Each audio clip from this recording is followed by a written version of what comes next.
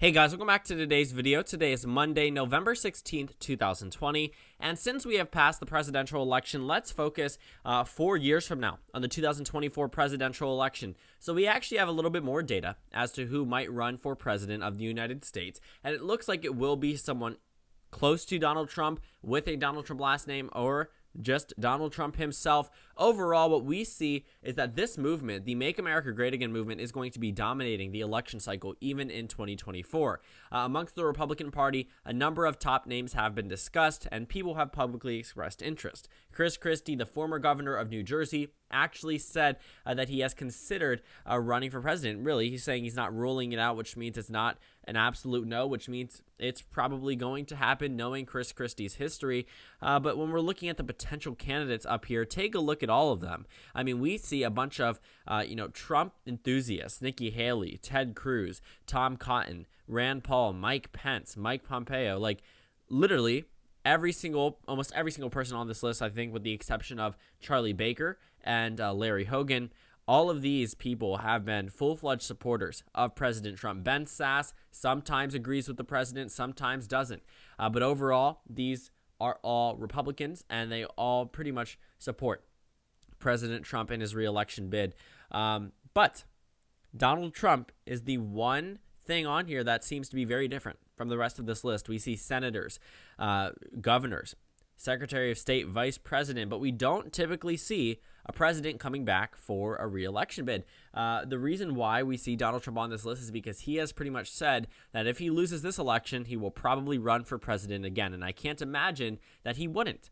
President Trump has shown that he is not accepting the election results. He said that he has won as recently as this morning, and to be honest, if he believes that he was cheated out of this election, I can't imagine him choosing to not run in the upcoming 2024 election. But that's not to say that he won't be facing primary opponents.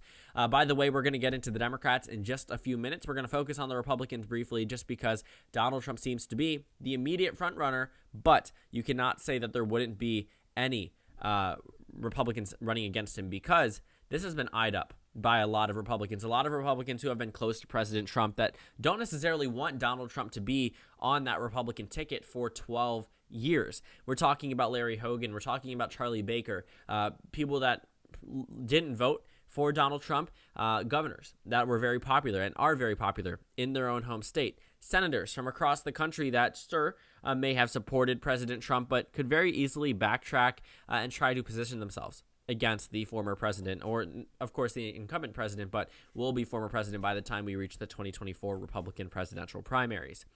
So when you're looking at Donald Trump and the people closest to him, those seem to be the number one candidates for the 2024 Republican nomination. Whether it's Trump, whether it's Rubio, whether it's another Trump or another Trump, whatever it might be, generally you're going to find that the nominee, or at least the frontrunner to be the nominee, will be someone that was very close to the Trump administration, can hone in on that Make America Great Again base, and secure a primary victory, because Donald Trump has tapped into something that we have never seen from an elected official before. We have never seen this level of support for a president in this country from their base. Not to say that Donald Trump was by any means more popular than other presidents. That's absolutely not true. But in terms of the way that Donald Trump really honed in on his base, it's very weird to see 3 years after the election, someone wearing merchandise for an election that was ran in 2016. It just seems very weird and a very different type of situation that we normally don't see. We don't see this sort of, support for Donald Trump the way that we've seen over the past few months. This level of support, this level of certainty with this candidate, accepting everything he says as fact. And while the mainstream media definitely, attacks President Trump on multiple things, it's because he is the president of the United States. But you also have to realize that his campaign tactics, his charisma, are really what are honing in a lot of these people in on his base. There's a reason why a lot of them view him as more trustable from the mainstream media. That isn't necessarily the direct fault of the media, nor is it the direct fault of Donald Trump. It's a combination of both of those things, with the American people who generally do not trust the press, but also Donald Trump winning over these voters, speaking to them directly. In 2016, he won over the Rust Belt because they thought that he genuinely cared about them. And the way that he performed as president of the United States, they ended up kicking him out 4 years later, but it's very possible that they elect him in 2024. But he would have to get through the primary stage. There's a whole number of factors. A number of Republicans have been eyeing up this year in specific. And while they may have been, outward in their support of President Trump in this election, are they really going to want to run a candidate who just lost an election prior? It has happened in U.S. history, but we're talking about way back when, a century ago.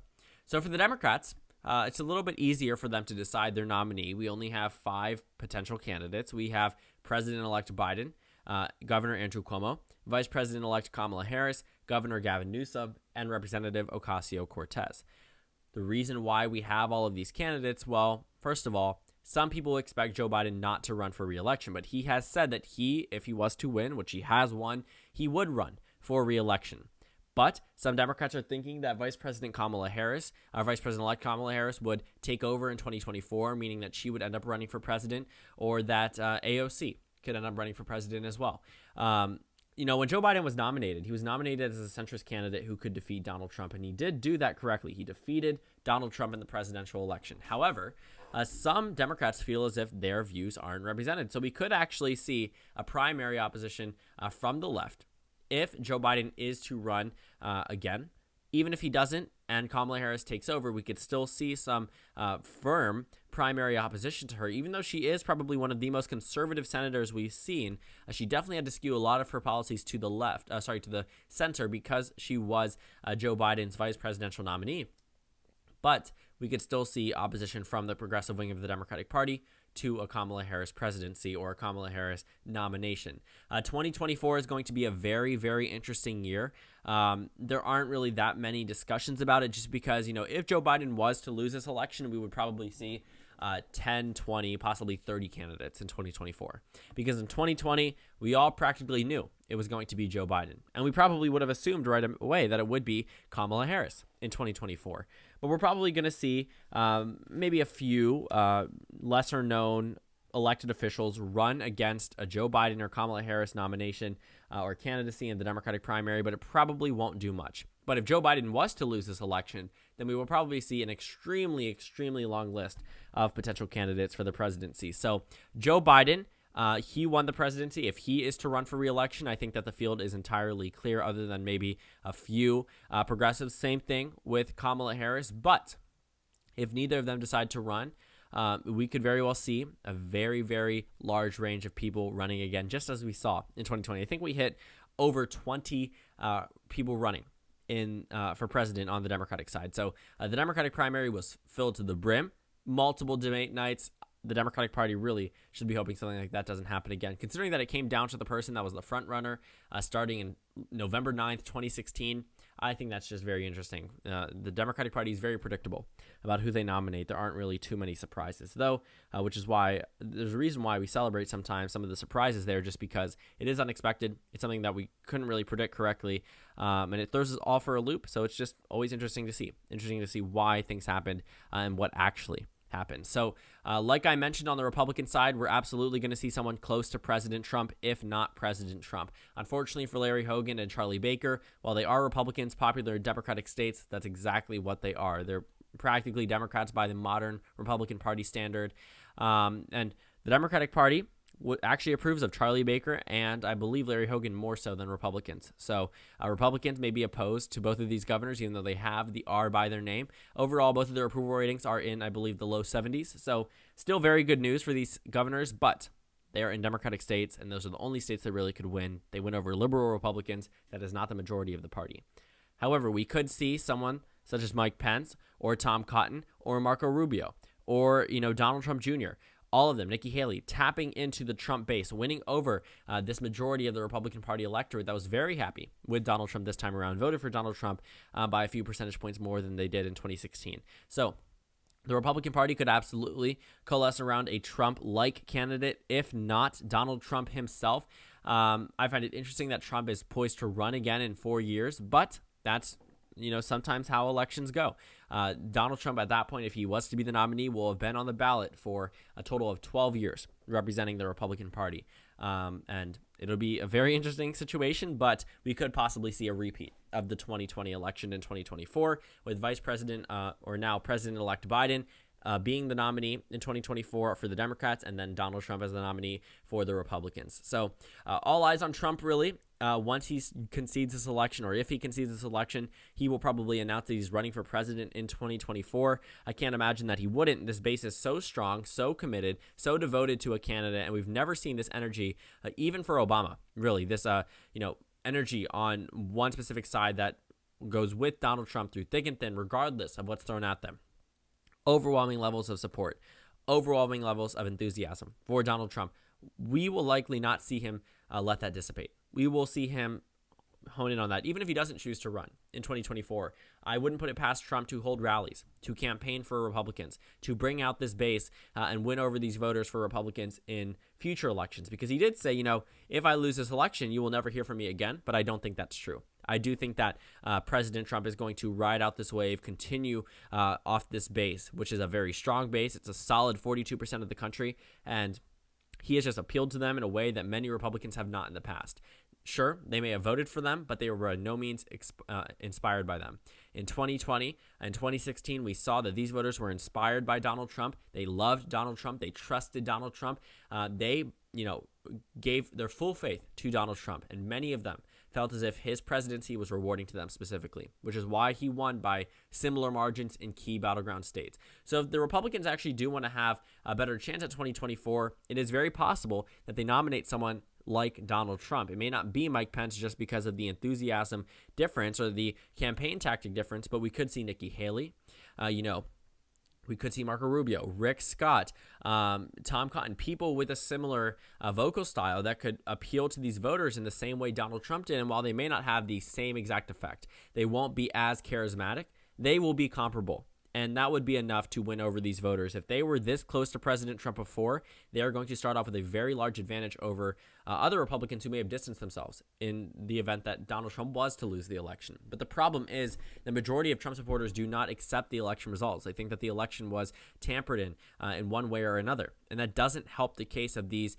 pushed off Republicans. If we're looking at Larry Hoggan and Charlie Baker and some Republican senators who acknowledge President-elect Biden. In a normal election year, that would have been standard the day after the election. But since we are in COVID times and President Trump has brought up the issue of voter fraud despite having no clear evidence, we are seeing that the election be delegitimized. And I mean, we talked about this. I talked about this. The Biden campaign talked about this. Clinton campaign talked about this. The Trump campaign even mentioned it, saying that they would assess the situation at hand and get back to the American people as to whether or not they accept the election results. And not only does Donald Trump say that he has won the election and that Joe Biden is not president-elect, but his supporters wholeheartedly believe it. And that is going to be pretty damaging for a lot of Republicans who are acknowledging Joe Biden as president-elect, even though he has won the electoral votes based off the Associated Press, based off CNN, MSNBC, Fox News. They still will likely lose support and lose favorability amongst Republicans just because they have addressed President-elect Biden in a certain way. So overall, Republicans on the Trump side are saying the election is not over, but if the election is to be over, Donald Trump has sort of indicated that he will run in 2024, but if it's not him, it'll be someone extremely close to him. For the Democrats, we will likely see either Joe Biden or Kamala Harris. Regardless of which one of them runs, we probably won't see a super strong primary opposition, but if neither of them run, we will see practically the same thing that we saw in 2020 with over 20 candidates, numerous debate nights, multiple debate nights for just one debate, just because of the sheer number of candidates. So it would be a very similar election to 2020, especially since we're probably going to see a Trump-like or Trump candidate in 2024 on the Republican side. We will see what happens on the Democratic side. Joe Biden could run, Kamala Harris could run, AOC could run, Newsom could run, Cuomo could run, but the current favorite, I guess you could say, the current frontrunner, of course, is the president-elect. So thank you guys so much for watching this video. Make sure to comment down suggestions below. Subscribe on the left if you haven't already, and check out the Instagram and Twitter. At the bottom left of the screen, there's also a Discord server for you to go ahead and join. On the screen, there's a video you can watch and then a playlist for my 2024 election analysis videos. Again, thank you guys so much for watching, and I will see you all tomorrow.